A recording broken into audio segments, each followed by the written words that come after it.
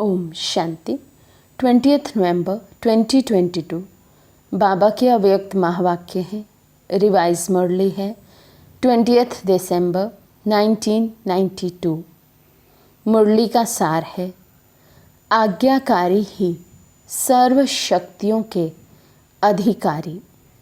आज्ञाकारी ही सर्व शक्तियों के अधिकारी। आज सर्व शक्तियों के दाता बाप दादा अपने शक्ति सेना को देख रहे हैं। सर्वशक्तिवान बाप ने सभी ब्राह्मण आत्माओं को समान सर्व शक्तियों का वर्षा दिया है। किसी को कम शक्ति व किसी को ज़्यादा, ये अंतर नहीं किया। तो बाबा आज सारी अपनी शक्ति सेना को देख रहे हैं, अर्थात हम बच्चों को शक्ति सेना के रूप में देख रहे हैं। तो बाबा कहते, बाबा ने सभी बच्चों को एक सी शक्तियाँ दी हैं। ऐसा नहीं किसी बच्चे को कम और किसी बच्चे को ज़्यादा दी हो। सभी को एक द्वारा एक साथ एक समान शक्तियाँ दी हैं। तो रिज़ल्ट देख रहे थे कि एक समान मिलते हुए भी अंतर क्यों है। कोई सर्वशक्ति संपन्न बने और कोई सिर्फ शक्ति संपन्न बने हैं, सर्व नहीं। किसी में सर्व शक्तियों की अनुभूति है, कोई सर्व शक्तियों से संपन्न बने हैं और कोई बच्चे सिर्फ शक्ति के अनुभवी बने हैं, सर्व शक्तियों के संपन्न नहीं हैं। कोई सदा शक्ति स्वरूप है, कोई कभी कभी शक्ति स्वरूप बने हैं।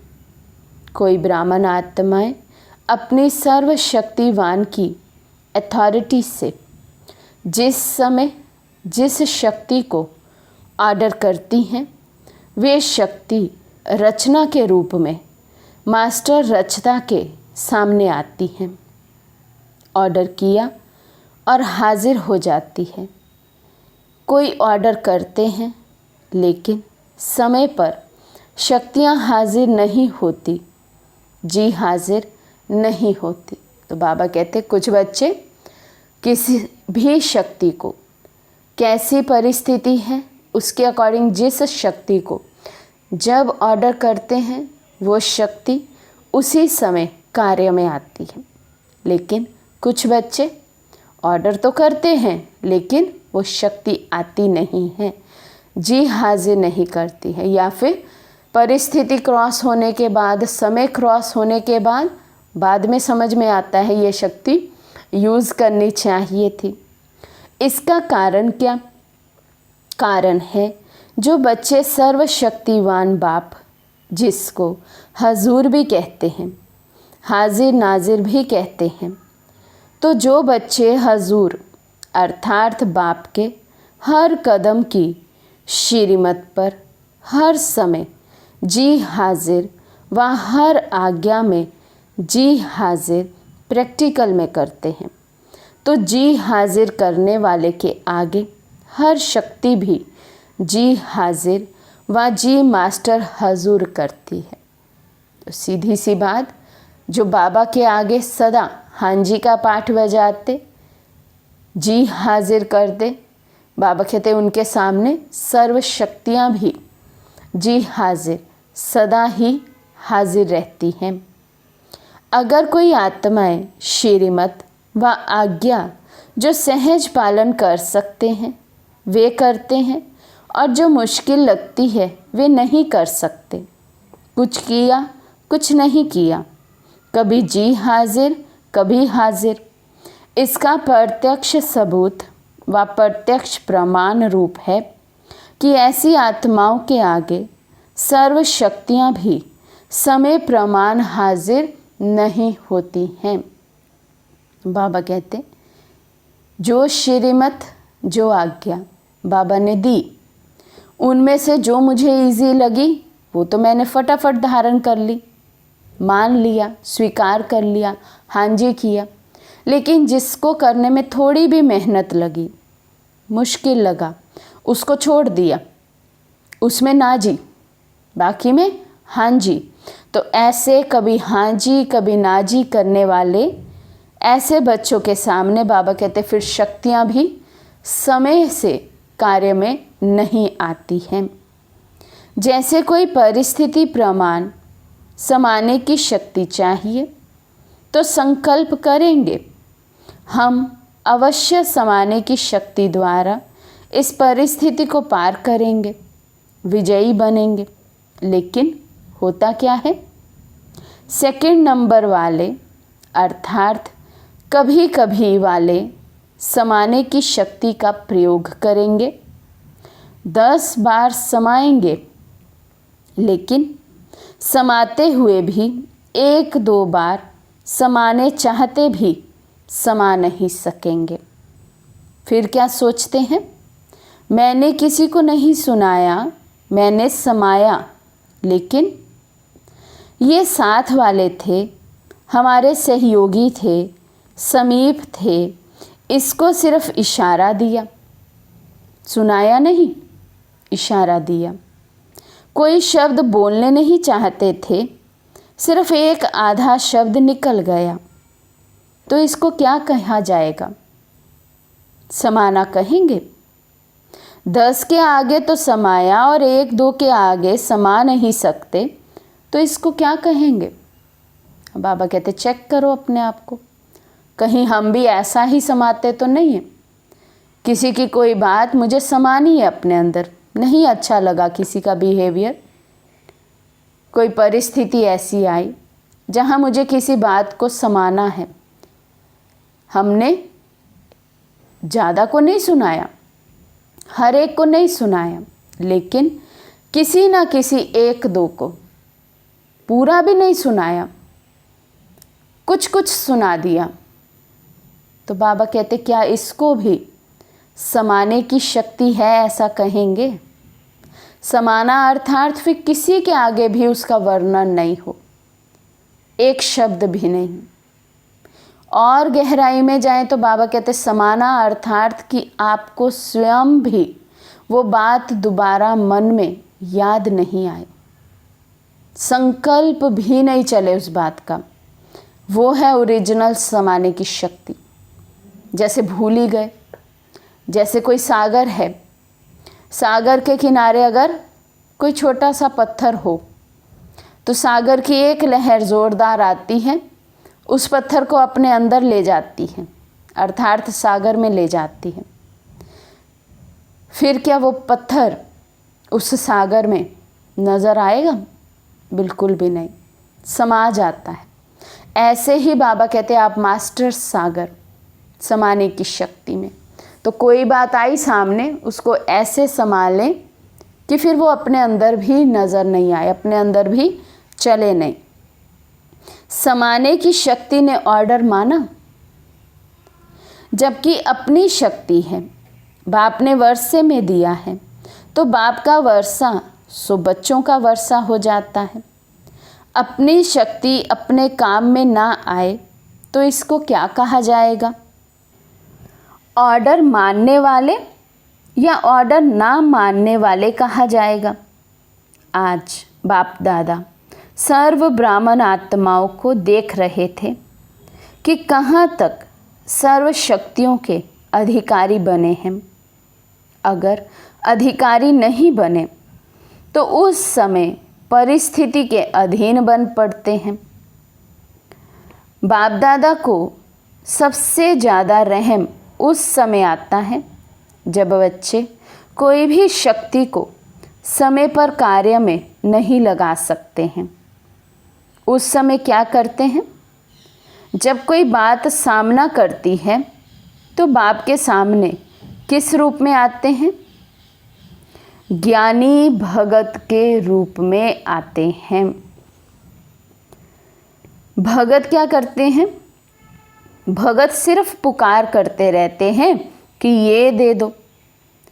भागते बाप के पास हैं, अधिकार बाप पर रखते हैं, लेकिन रूप होता है रॉयल भगत का। आएंगे बाबा के पास, बाबा प्लीज़ ऐसा कर दो ना, बाबा ये शक्ति दे दो ना। तो बाबा कहते कहेंगे मुझे बाप। अब बाप माना सर्व शक्तियों के अधिकारी बन जाना।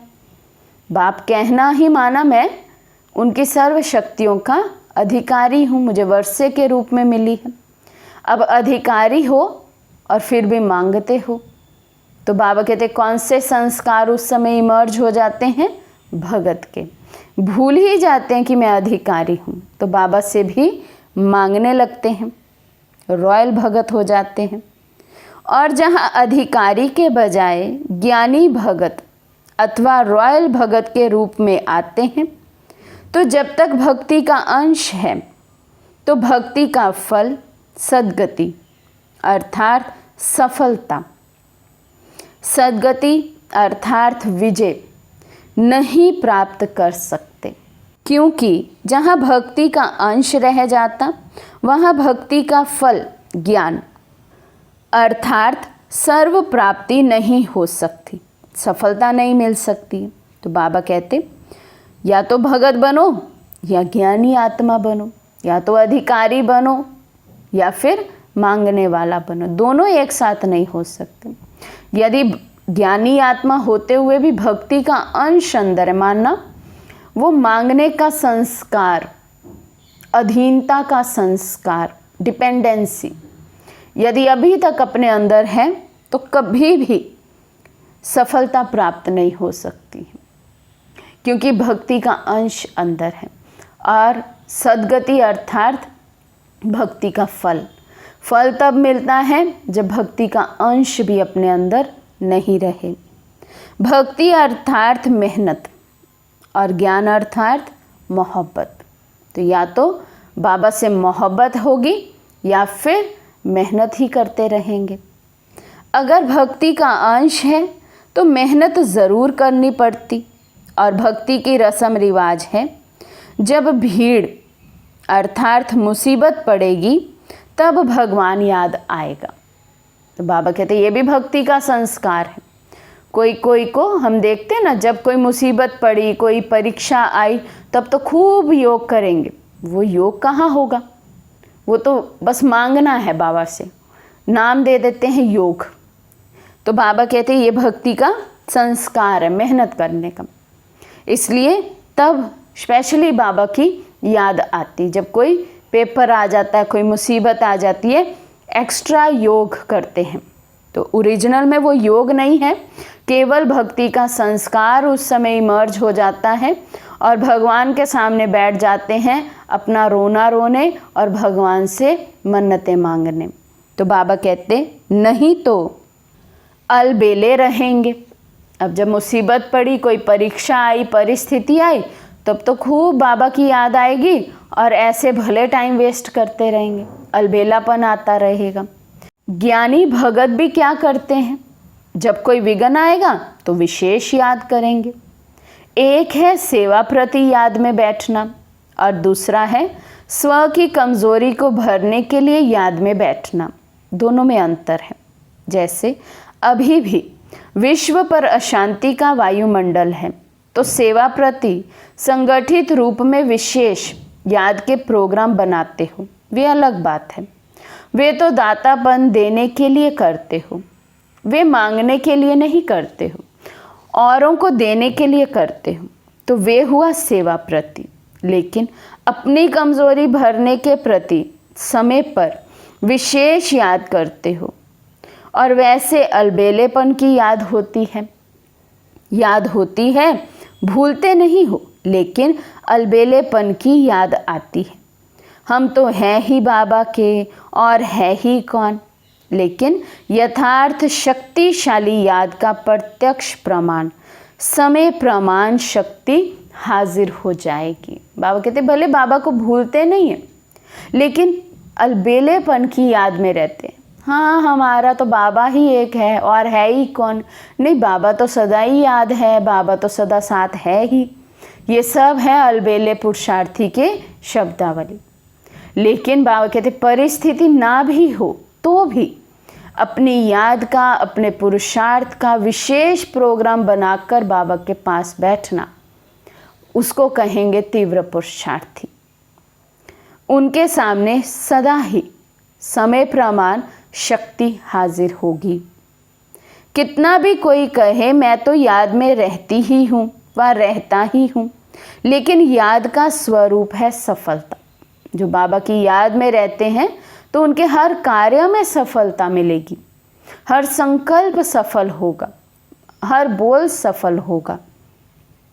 ऐसे नहीं जिस समय याद में बैठते उस समय खुशी भी अनुभव होती, शक्ति भी अनुभव होती, और जब कर्म में संबंध संपर्क में आते उस समय सदा सफलता नहीं होती, तो उसको कर्म योगी नहीं कहा जाएगा। शक्तियाँ शस्त्र हैं, और शस्त्र किस समय के लिए होता है? शस्त्र सदा समय पर काम में लाया जाता है। यथार्थ याद अर्थार्थ सर्वशक्ति संपन्न। यथार्थ याद माना सदा के लिए सर्वशक्ति संपन्न आत्मा बन जाना, उसको कहेंगे हमारा योग सही है। जो सदा ही मैं शक्ति संपन्न रहूं, ऐसा नहीं बैठे हैं योग करने विशेष समय निकाल के, तब तो शक्ति का अनुभव हो रहा है, लेकिन जब उठे वहाँ से लाइट बदली हुई, हम संबंध संपर्क में आए आत्माओं के साथ, कर्म में आए, और तब हमारी स्थिति ही बदल जाए, हम एकदम से डाउन आ जाएं, सर्वशक्ति संपन्न से शक्ति संपन्न बन जाएं, तो समय पर शक्तियाँ कार्य में नहीं आएंगी। इसलिए बाबा ने कहा यथार्थ याद अर्थार्थ सर्वशक्ति संपन्न, सदा शक्तिशाली शस्त्र हो। परिस्थिति रूपी दुश्मन आया और शस्त्र काम में नहीं आए तो इसको क्या कहा जाएगा? शक्तिशाली या शस्त्रधारी कहेंगे। हर कर्म में याद अर्थात सफलता हो, इसको कहा जाता है कर्म योगी, नहीं तो भोगी बन जाएंगे, कर्मों को कूटना पड़ेगा। जैसे कर्म किए हैं, जो पाप का बोझा सिर पर है उसकी सजा भोगते रहेंगे, दुख और अशांति के रूप में। लेकिन बाबा कहते हैं जब कर्म करते हुए भी बाबा की याद रहे, कर्म योगी की अवस्था रहे, तो हर कर्म सफलता दिलाने वाला है। इसको कहा जाता है कर्म योगी। सिर्फ बैठने के टाइम के योगी नहीं हो। आपके योग का नाम बैठा बैठा योगी है या कर्म योगी नाम है? कर्म योगी हो ना, निरंतर कर्म है और निरंतर कर्म योगी हो। जैसे कर्म के बिना एक सेकंड भी रह नहीं सकते, चाहे सोए हुए हो तो वे भी सोने का कर्म कर रहे हो ना। तो जैसे कर्म के बिना रह नहीं सकते, वैसे हर कर्म योग के बिना कर नहीं सकते। कैसी स्थिति हो हमारी? बाबा कहते हैं जैसे आप बच्चे कर्म के बिना नहीं रह सकते। भले शरीर को रेस्ट देने के लिए सो रहे हैं, लेकिन सोना भी तो एक कर्म है। तो इसलिए बाबा ने कहा कर्म के बिना तो एक सेकंड भी रहते नहीं है। जैसे ही आत्मा देह में प्रवेश करती है और जब तक आत्मा इस देह को त्यागे नहीं, तब तक कॉन्टिन्यूसली कर्म तो आत्मा कर ही रही है। लेकिन एक कंडीशन बाबा ने बताई, यदि कर्म करते हुए मैं योगी की स्थिति में हूँ, बाबा की याद में हूँ, अपने स्वमान की स्थिति में हूँ, अपने किसी अभ्यास में लगा हूँ, ज्ञान के किसी पॉइंट के मनन चिंतन में लगा हूँ, तो कर्म योगी की स्थिति होगी। जैसे निरंतर कर्म है तो वैसे ही बाबा कहते निरंतर कर्म योगी बनना है। ऐसे नहीं समझो कि बात ही ऐसी थी ना, सर्कमस्टांस ही ऐसे थे, समस्या ही ऐसी थी, वायुमंडल ऐसा था। यही तो दुश्मन है, ये सर्कमस्टांस, ये बात, वो व्यक्ति, ये वायुमंडल। बाबा कहते यही तो दुश्मन है। इन्हीं के सामने तो शस्त्र यूज़ करने हैं, इन्हीं के सामने तो विशेष योग में रहना है, सर्व शक्तियों का इस्तेमाल करना है। तो बाबा कहते यही तो दुश्मन है। और उस समय कहो दुश्मन आ गया, इसलिए तलवार चला ना सके, तलवार काम में लगा नहीं सके, या तलवार याद ही नहीं आए, या तलवार ने काम नहीं किया, तो ऐसे को क्या कहा जाएगा? शस्त्रधारी कहेंगे? बाबा पूछ रहे हैं, जब दुश्मन आ जाए, जब हमें पता है हम शस्त्रधारी क्यों बने हैं, क्योंकि हम युद्ध के मैदान में हैं। अब युद्ध के मैदान में हैं, दुश्मन सामने से आ जाए तो हम क्या कहेंगे? दुश्मन आ गया, मैं तलवार नहीं चला सकता, मुझे पता ही नहीं है मैंने अपनी तलवार रखी कहाँ है, या मैंने पहले तलवार चेक ही नहीं गई, उसको तो जंक लगा हुआ है, यूज़ ही नहीं कर पाती। तो ऐसा नहीं हो। बाबा कहते इसको शस्त्रधारी तो नहीं कहेंगे। शक्ति सेना हो तो सेना की शक्ति क्या होती है? शस्त्र, और शस्त्र है सर्व शक्तियाँ। तो रिजल्ट क्या देखा? मेजॉरिटी सदा समय पर सर्व शक्तियों को ऑर्डर पर चला सकें, इसमें कमी दिखाई दी। तो बाबा ने हम बच्चों का रिजल्ट देखा कि मेजॉरिटी बच्चों में ये कमी है। समय प्रमाण जिस शक्ति की आवश्यकता हो उस शक्ति को उस समय पर यूज़ नहीं कर पाते हैं। समझते भी हैं लेकिन सफलता स्वरूप में समय प्रमाण या तो शक्तिहीन बन जाते हैं या थोड़ा सा असफलता का अनुभव कर फौरन सफलता की ओर चल पड़ते हैं। 3 प्रकार के देखे। तो बाबा ने 3 प्रकार के बच्चे देखे। एक, उसी समय दिमाग द्वारा समझते हैं कि ये ठीक नहीं है, नहीं करना चाहिए, लेकिन उस समझ को शक्ति रूप में बदल नहीं सकते। बाबा कहते इतना है कि समझ तो जाते हैं कि ये ठीक नहीं है, मुझे ऐसे नहीं करना चाहिए, मुझे ऐसा नहीं बोलना चाहिए, मुझे ये नहीं सोचना चाहिए, लेकिन समझ को शक्ति रूप में यूज़ नहीं कर पाते। वैसा ही सोचते रहेंगे, वैसा ही बोल देंगे और वैसे ही कर्म कर लेंगे। तो पहले सोचते हैं नहीं करना चाहिए, फिर हो जाता है कर्म वैसा ही जो नहीं होना चाहिए, और फिर रिजल्ट क्या होती है? पश्चाताप। दूसरे हैं जो समझते भी हैं लेकिन समझते हुए भी समय व समस्या पूरी होने के बाद सोचते हैं।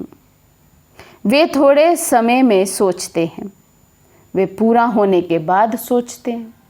अंतर है, एक है थोड़े समय में ही सोच लिया कि हाँ ये नहीं होना चाहिए, लेकिन दूसरे हैं वो समय भी निकल गया, वो परिस्थिति भी निकल गई, वो बात हो भी गई, वो कर्म हो भी गया, बाद में बैठकर रियलाइज़ करेंगे ये तो मुझे नहीं करना चाहिए था। अब उस समय रियलाइज़ करने का फ़ायदा क्या?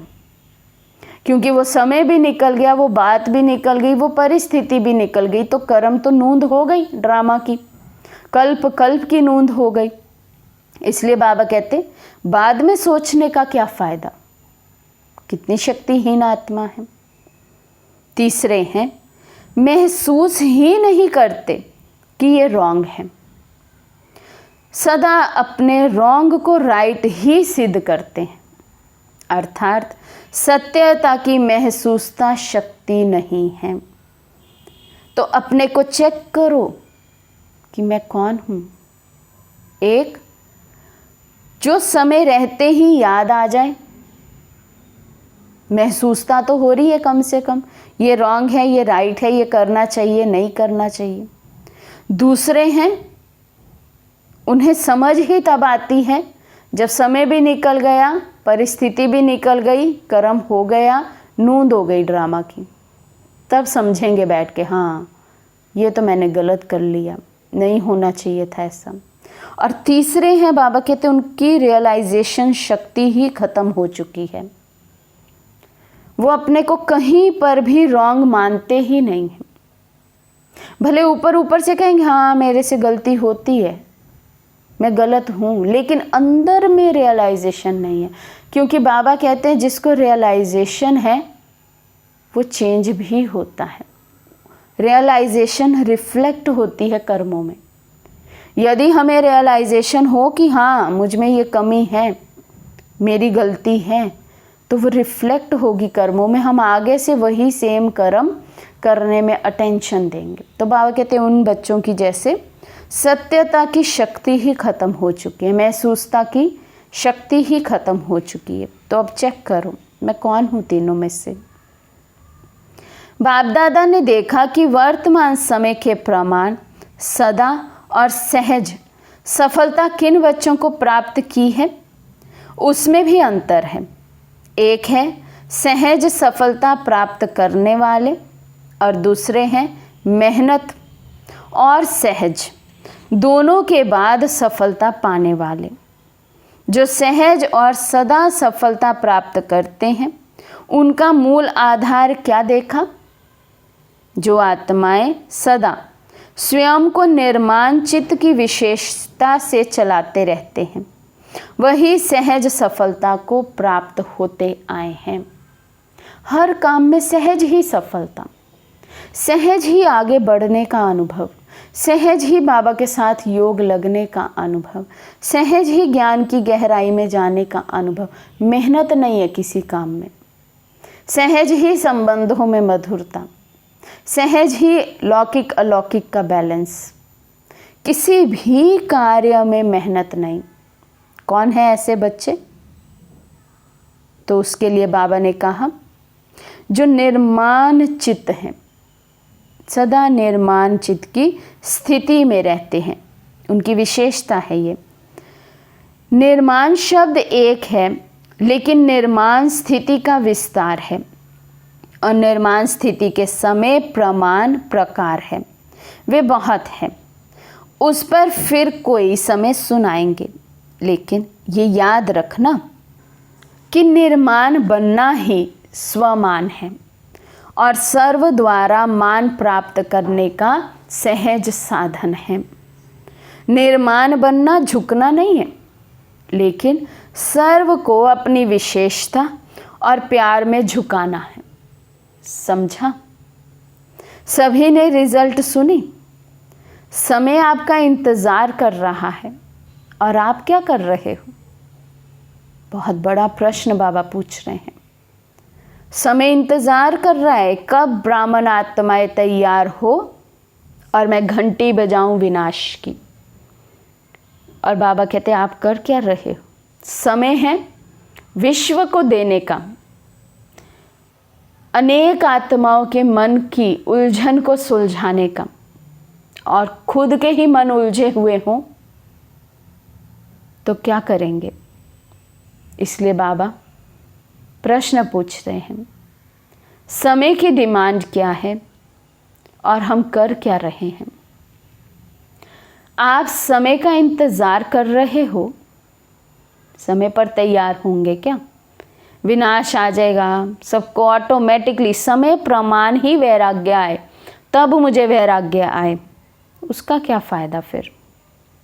मालिक के बालक होना तो समय आपका इंतज़ार कर रहा है कि ये मेरे मालिक मुझ समय को परिवर्तन करेंगे। वे इंतज़ार कर रहा है और आपको इंतज़ाम करना है, इंतज़ार नहीं करना है। सर्व को संदेश देने का और समय को संपन्न बनाने का इंतज़ाम करना है। जब दोनों कार्य संपन्न हो तब समय का इंतज़ार पूरा हो। तो ऐसा इंतज़ाम सब कर रहे हो, सर्व को संदेश देने का और समय को संपन्न बनाने का इंतज़ाम। किस गति से कर रहे हो? क्या स्पीड है? बाबा कहते समय को देख आप भी कहते हो कि बहुत फास्ट समय बीत रहा है, इतने वर्ष कैसे पूरे हो गए? सोचते हो ना, अव्यक्त बाप की पालना को कितने वर्ष हो गए, कितना फास्ट समय चला। तो आपकी गति क्या है? फास्ट है या फास्ट चलकर कभी कभी थक जाते हो फिर रेस्ट करते हो? कर रहे हैं, ये तो ड्रामा के बंधन में बंधे हुए ही हो, लेकिन गति क्या है इसको चेक करो। पुरुषार्थी तो हैं ही, ब्राह्मण तो बन ही गए, तो हर एक कोई ना कोई किसी ना किसी रीति से मेहनत तो कर रहा है, पुरुषार्थ तो कर रहा है। वो तो बाबा कहते ड्रामा की नूंद है कि करना ही है आपको, लेकिन उसमें आपकी स्पीड क्या है उसको चेक करो। सेवा हो रही है, पुरुषार्थ हो रहा है, आगे बढ़ रहे हैं, ये तो ठीक है। तो अब गति को चेक करो, सिर्फ चलने को चेक नहीं करो, गति को चेक करो, स्पीड को चेक करो। समझा? सभी अपना काम कर रहे हो ना? अच्छा, चारों ओर के सदा बाप के आगे जी हाजिर करने वाले, सदा मास्टर सर्वशक्तिवान बन सर्व शक्तियों को स्वयं के ऑर्डर में चलाने वाले, सर्व शक्तियाँ जी हाजिर का पाठ बजाने वाली, ऐसे सदा सफलता मूर्त आत्माएं, सदा हर कर्म में याद का स्वरूप अनुभव करने वाले और कराने वाले, ऐसे अनुभवी आत्माओं को सदा हर कर्म में, संबंध में, संपर्क में निर्माण बन विजयी रतन बनने वाले, ऐसे सहज सफलता मूर्त श्रेष्ठ बच्चों को बाप दादा का याद प्यार और नमस्ते। हम रूहानी बच्चों की रूहानी बाप दादा को दिल व जान सिक व प्रेम से नमस्ते नमस्ते नमस्ते जी। अव्यक्त बाप दादा की पर्सनल मुलाकात। साधारण कर्म में भी ऊंची स्थिति की झलक दिखाना ही फॉलो फादर करना है। साधारण कर्म में भी ऊंची स्थिति की झलक दिखाना ही फॉलो फादर करना है। सदा संगम युगी पुरुषोत्तम आत्मा है, ऐसे अनुभव करते हो। सदा सदा ये याद रहता है, सदा ये अनुभव होता है कि मैं संगम युगी ब्राह्मण आत्मा हूँ। संगम युग का नाम ही है पुरुषोत्तम, अर्थात पुरुषों से उत्तम, पुरुष बनाने वाला युग। तो संगम युगी हो, आप सभी पुरुषोत्तम बने हो ना। आत्मा पुरुष है और शरीर प्रकृति है। तो पुरुषोत्तम अर्थात उत्तम आत्मा हूँ। सबसे नंबर 1 पुरुषोत्तम कौन है? ब्रह्मा बाबा। इसलिए ब्रह्मा को आदि देव कहा जाता है। फरिश्ता ब्रह्मा भी उत्तम हो गया और फिर भविष्य में देव आत्मा बनने के कारण पुरुषोत्तम बन जाते। लक्ष्मी नारायण को भी पुरुषोत्तम कहेंगे ना। तो पुरुषोत्तम युग है, पुरुषोत्तम मैं आत्मा हूँ। पुरुषोत्तम आत्माओं का कर्तव्य भी सर्वश्रेष्ठ है। पुरुषोत्तम संगम युग की मैं पुरुषोत्तम ब्राह्मण आत्मा हूँ। तो बाबा कहते हैं जो पुरुषोत्तम आत्मा है उसके हर कर्म सर्वश्रेष्ठ, हर कर्तव्य सर्वश्रेष्ठ होगा। उठा, खाया, पिया, काम किया, ये साधारण कर्म नहीं। साधारण कर्म करते भी श्रेष्ठ स्मृति, श्रेष्ठ स्थिति हो। कर्म साधारण करें भले, जैसे कर्म दुनिया के लोग कर रहे हैं वैसे ही किया, वही रूटीन है। उठना है, खाना पीना है, सब कुछ दिनचर्या ऑलमोस्ट सबकी सेम ही होती है, लेकिन स्थिति में और स्मृति में अंतर हो। हमारी स्मृतियाँ बहुत श्रेष्ठ हो, क्योंकि जैसी स्मृति वैसी स्थिति। जो देखते ही महसूस करे कि ये कोई साधारण व्यक्ति नहीं है। जैसे जो असली हीरा होगा वे कितना भी धूल में छिपा हुआ हो, लेकिन अपनी चमक ज़रूर दिखाएगा, छिप नहीं सकता। तो आपकी जीवन हीरे तुल्य है ना। कैसे भी वातावरण में हो, कैसे भी संगठन में हो, लेकिन जैसे हीरा अपनी चमक छिपा नहीं सकता, ऐसे पुरुषोत्तम आत्माओं की श्रेष्ठ झलक सबको अनुभव होनी चाहिए। तो ऐसे है या दफ्तर में जाकर, काम में जाकर आप भी वैसे ही साधारण हो जाते हो। बाबा कहते अपने को चेक करो। जैसे दुनियावी लोग बोलते हैं, दुनियावी लोग आपस में मिलते हैं, व्यवहार में आते हैं, बाबा कहते क्या आप भी कर्म क्षेत्र पर जाकर वैसे ही बन जाते हैं? अभी गुप्त में हो, काम भी साधारण है, इसलिए पांडवों को गुप्त रूप में दिखाया है। गुप्त रूप में राजाई नहीं की, सेवा की। तो दूसरों के राज्य में गवर्नमेंट सर्वेंट कहलाते हो ना, चाहे कितना भी बड़ा ऑफिसर हो, लेकिन सर्वेंट ही है ना। तो गुप्त रूप में आप सब सेवाधारी हो, लेकिन सेवाधारी होते भी पुरुषोत्तम हो। तो वे झलक और फलक दिखाई दे। बाबा कहते भले कर्तव्य आपका बहुत साधारण हो, कर्म बहुत साधारण हो देखने में, लेकिन स्थिति ऐसी ऊंची हो कि कर्म करते आपको देखकर अनेक आत्माओं को यह अनुभव हो कि ये कोई विशेष ही आत्मा है, ये हमारी तरह साधारण आत्मा नहीं है। तो किसी की हिम्मत ही नहीं हो आपसे कोई साधारण रीति बात करने की। जैसे ब्रह्मा बाप साधारण तन में होते भी पुरुषोत्तम अनुभव होता था। सभी ने सुना है ना, देखा है या सुना है। अभी भी अव्यक्त रूप में भी देखते हो, साधारण में पुरुषोत्तम की झलक है।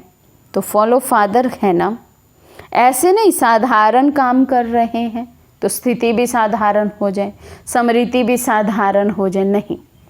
कर्म भले साधारण कर रहे हैं, लेकिन बाबा कहते स्मृतियाँ सदा ही श्रेष्ठ ऊंची होनी चाहिए। माताएं खाना बना रही हैं, कपड़े धुलाई कर रही हैं, काम साधारण हो लेकिन स्थिति साधारण नहीं, स्थिति महान हो, ऐसे है।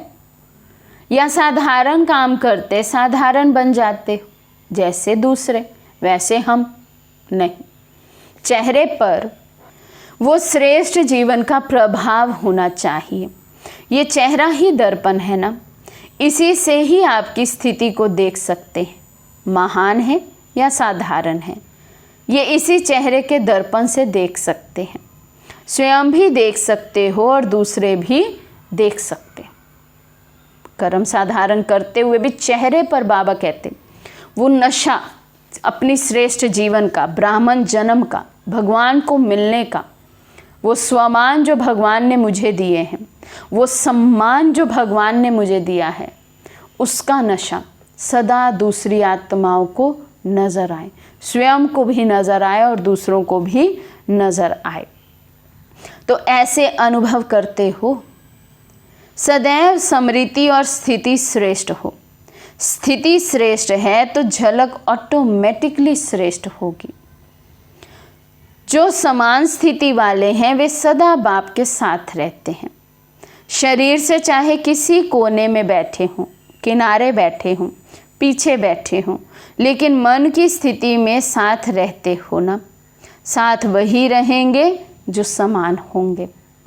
स्थूल में चाहे सामने भी बैठे हो, लेकिन समान नहीं तो सदा साथ नहीं रहते, किनारे में रहते हैं।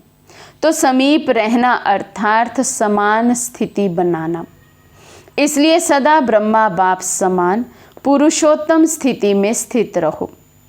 कई बच्चों की चलन और चेहरा लौकिक रीति में भी बाप समान होता है, तो कहते हैं ये तो जैसे बाप जैसा है। तो यहाँ चेहरे की बात तो नहीं, लेकिन चलन ही चित्र है।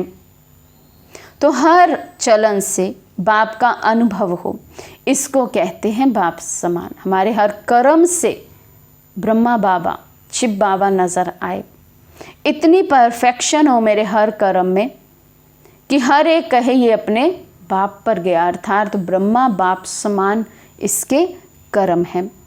तो समीप रहना चाहते हो या दूर, इस एक जन्म में संगम पर स्थिति में जो समीप रहता है वे परम धाम में भी समीप है। बाबा राज खोल रहे हैं, परम धाम में कौन सी आत्मा शिव बाबा के अति समीप होगी, जो यहाँ चलन में, कर्म में ब्रह्मा बाप के समीप होंगी, समान होंगी। और राजधानी में भी समीप है। एक जन्म की समीपता अनेक जन्म समीप बना देगी। हर कर्म को चेक करो, बाप समान है तो करो, नहीं तो चेंज कर दो। पहले चेक करो फिर करो, ऐसे नहीं करने के बाद चेक करो कि ये ठीक नहीं था, ज्ञानी का लक्षण क्या है? पहले सोचे फिर करे। अज्ञानी का लक्षण क्या है? करके फिर सोचते हैं। तो आप ज्ञानी तो आत्मा हो ना, या कभी कभी भगत बन जाते हो? पंजाब वाले तो बहुत बहादुर हैं ना, मन से भी बहादुर हैं। छोटी सी माया चींटी के रूप में आए और घबरा जाए, नहीं, चैलेंज करने वाले हो। तो कौन है पंजाब वाले? चैलेंज, माया को भी चैलेंज करने वाले। स्टूडेंट कभी पेपर से घबराते हैं? तो आप बहादुर हो या छोटे से पेपर में भी घबराने वाले हो? जो योग्य स्टूडेंट होते हैं वो आह्वान करते हैं कि जल्दी से पेपर हो और क्लास आगे बढ़े। जो कमज़ोर होते हैं वे सोचते हैं डेट आगे बढ़े। आप तो होशियार हो ना, ये निश्चय पक्का हो कि हम ही कल्प कल्प के विजयी हैं और हम ही बार बार बनेंगे। इतना पुरुषार्थ किया है, पूछ रहे हैं बाबा, इतना पुरुषार्थ किया है कि स्वयं पर निश्चय, भगवान के महावाक्यों पर निश्चय कि मैं ही कल्प कल्प की विजयी आत्मा हूं।